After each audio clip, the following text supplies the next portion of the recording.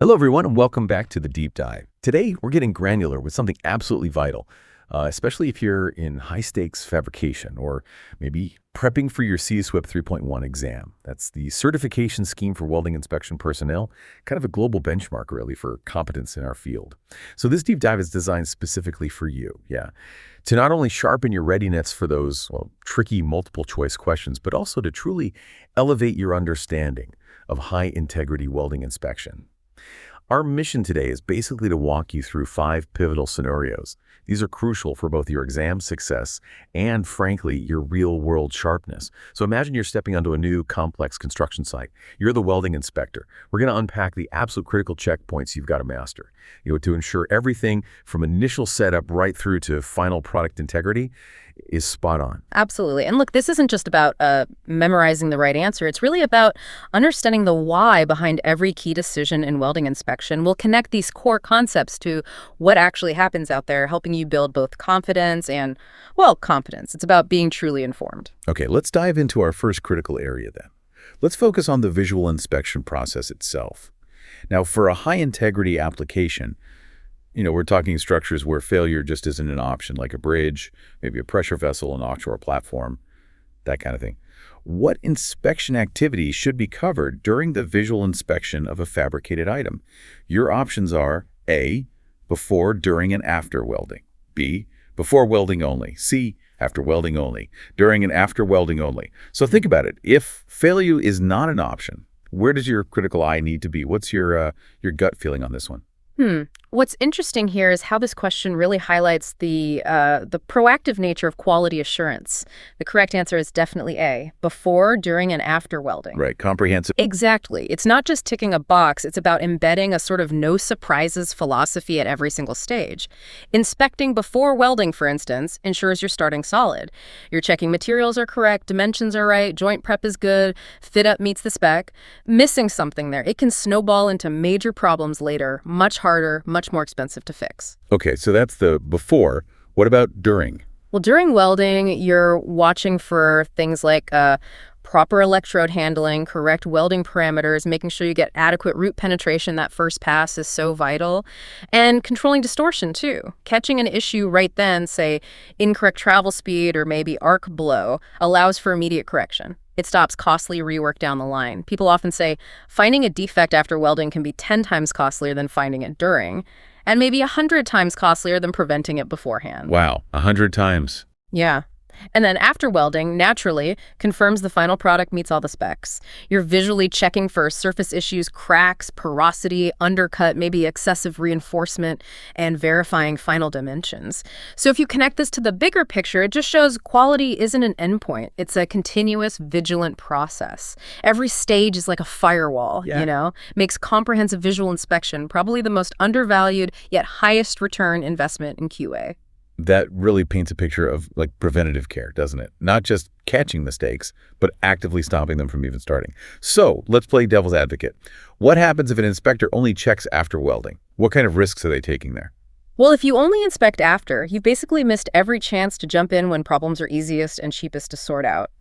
You might find a serious defect, like lack of fusion deep inside the weld, but by then, the only fix might be a really costly repair or maybe even scrapping the whole thing. Right, you're just reacting to problems, not preventing them. And for high-integrity stuff, that's just not acceptable. The potential for catastrophic failure is too high. It could mean taking apart a whole assembly just to get to one bad weld. Think about the impact on schedules, budgets. It's massive. Okay, point taken. Continuous visual oversight is non-negotiable.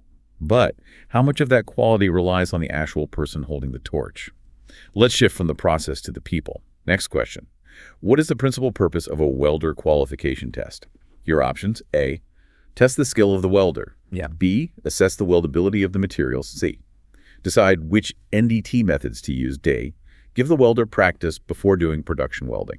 This one really gets to the core of what we expect from the people actually putting the metal together, right? What's the main goal here? Indeed. And the correct answer here is definitely A, test the skill of the welder.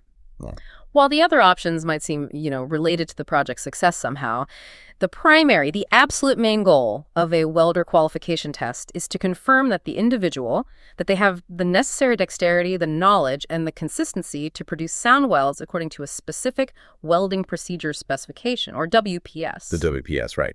The how-to guide. Exactly. The WPS details how the weld should be made, the joint design, the process, filler metal, preheat, interpass temp, all that stuff. The qualification test checks their ability to read, understand, and follow that WPS and hit the required quality standards. Can they maintain a stable arc, control the weld pool, manage heat input, produce a weld without unacceptable defects? It's all about human proficiency. It gives us confidence that the person holding the torch can consistently deliver quality work under those specific conditions. Okay. And just to be clear, why aren't the other options the principal purpose, like B, weldability of materials? Good question. Assessing weldability, option B, that's actually the job of a procedure qualification record, or PQR. That's about qualifying the procedure itself, the recipe, not the person cooking it. Gotcha. PQR for procedure, welder test for the welder. Precisely. Option C, deciding NDT methods, that's non-destructive testing, like X-rays or ultrasound, checking for hidden flaws. That's part of the overall inspection plan, developed beforehand, not part of the welder's skill test itself. And content practice. Well, giving the welder practice, sure, it might be a side benefit, maybe helps them warm up, but it's definitely not the main reason for a formal qualification test. That's about verification of competence. Makes perfect sense. So you're certifying the individual's ability to perform consistently. But here's a thought. What if you have a super skilled welder, passes all the tests easily, but the WPS they're told to follow is, flawed, or just not right for the job? Whose responsibility is that? That's a crucial point. Even the best welder can't salvage a fundamentally bad WPS, the responsibility for the WPS. That lies with the welding engineer or the company who wrote it, and it gets qualified through that PQR we mentioned. The welder's job is to execute that procedure correctly. If a top welder follows a poor WPS, the weld will probably still be problematic. It just highlights that quality has multiple layers, You need a sound procedure and a skilled welder. Both need rigorous qualification. And the inspector checks both are in place and followed. Exactly. That's the inspector's role, ensuring both parts of that equation are correct and being adhered to on the job. Right. Now, let's zoom in a bit. Let's get into the nitty-gritty of a specific, very important weld area. When visually inspecting the root bead of a single V-butt weld, what should it primarily be checked for? Options are A, lack of root penetration, B, HAZ hardness, C, tungsten inclusions, D, slag. The root bead, it's often hidden, but it's so critical, it really sets the foundation for the whole weld, doesn't it? What's the major visual concern here, especially at this first stage? Oh, this is a fantastic question. It focuses on a truly critical part of the joint and something you absolutely must get right for high integrity work. The correct answer is A, lack of root penetration. Like you said, the root bead is the very first pass. It's the initial connection between the two pieces right at the deepest point. It forms the foundation. Lack of root penetration means the weld metal just hasn't fully fused to the base metal right at the bottom of the joint. It basically leaves a gap or an unfused area right there at the root. And that's bad because? Because it's a massive defect. It creates a stress concentration point. It significantly weakens the structural integrity and the load-bearing capacity of the entire joint. It's like a built-in starting point for cracks to initiate and grow, potentially leading to, catastrophic failure. You can often spot this visually, maybe from the backside of the joint if you can get to it. You're looking for an incomplete bead, maybe a discontinuous one, or just an uneven profile. Okay, so that's the number one thing for the root visually. What about the others? Quickly, why aren't they the main focus for the root bead visual? Sure. B, HAZ hardness. The heat-affected zone's hardness. That's critical information, yes, but you need specific testing. Hardness testers, not just your eyes. C, tungsten inclusions, typically from TIG welding or GTOW, usually internal defects needing NDT like X-ray, although maybe a really big one might break the surface. And slag, common in processes like stick welding, MMA, or submerged arc, SAW. It's a surface contaminant or sometimes trapped inside. But lack of root penetration is the more fundamental structural issue for the root pass itself. So while slag or inclusions are bad, the lack of root penetration undermines the whole weld from the very start. Precisely. It's that foundational structural flaw you are visually hunting for right at the root. That's a great distinction. The foundation has to be solid. If you miss significant lack of root penetration during inspection, what are the immediate knock-on effects? Well, if you miss it, you're essentially signing off on a structure built on shaky ground. In service, that spot with no penetration becomes a stress riser. Under load, especially cyclic loading, fatigue cracks can start there way earlier than anyone expects. If it's holding pressure, it's a potential leak path. For structures, it just drastically cuts the load capacity. Premature failure becomes a real risk. The long-term consequences, they're severe. Expensive repairs, potential shutdowns, and worst case, yeah, structural collapse or environmental incidents. That's why it's deemed so critical. Okay, very clear. Let's move to our fourth question. This one looks at the practicalities of inspection oversight, thinking about different project risks. Which group of welders is most likely to require continuous monitoring by a welding inspector? Is it A, concrete shuttering welders, B, overland pipeline welders, C, tack welders, D, maintenance welders?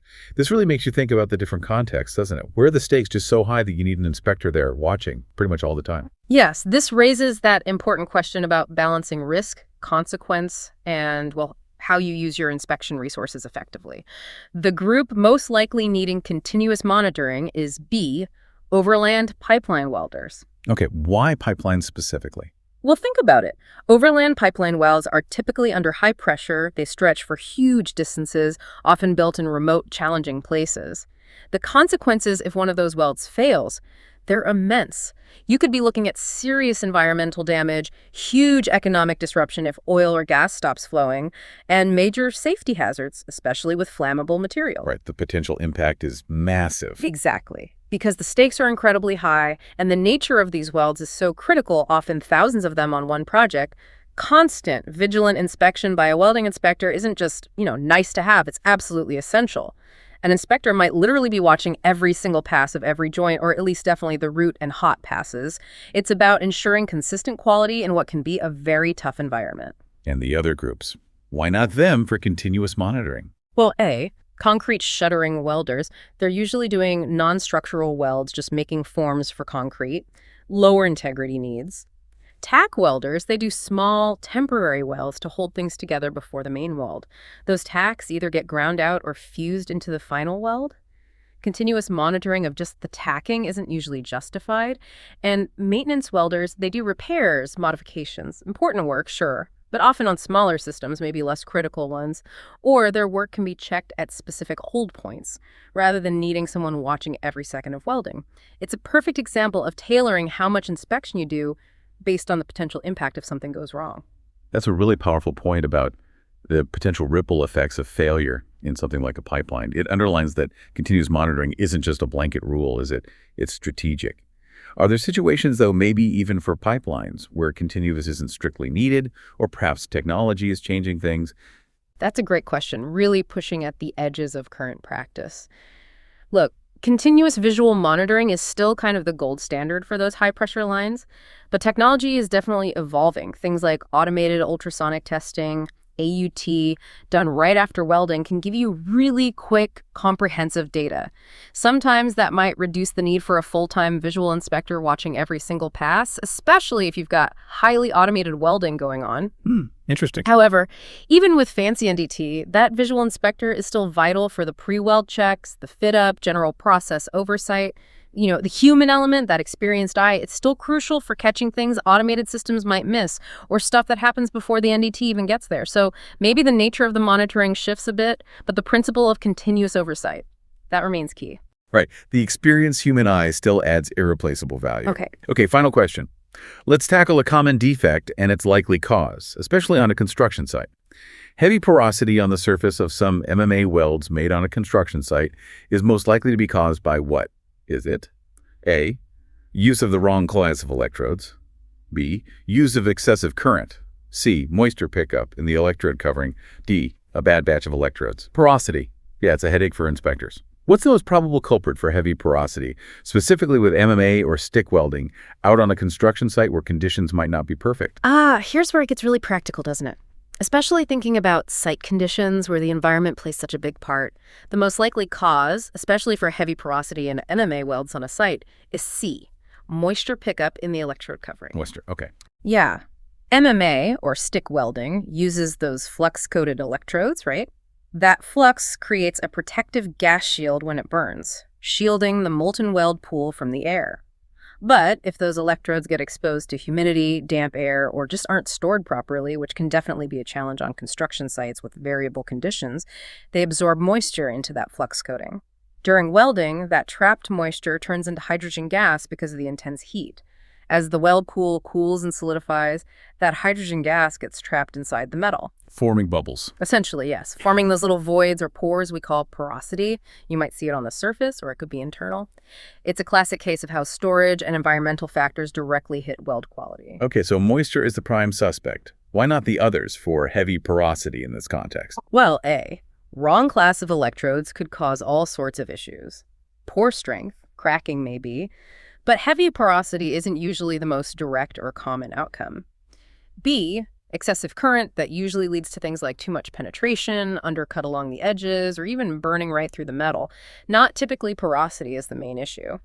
And a bad batch of electrodes, I mean, it's possible, sure, but it's generally far less common for a whole batch to be faulty than for someone to overlook proper storage procedures on a busy site. Right, human error or process breakdown is often more likely. Exactly. So while other things can cause defects, moisture pickup is just a really common problem for MMA, specifically on construction sites.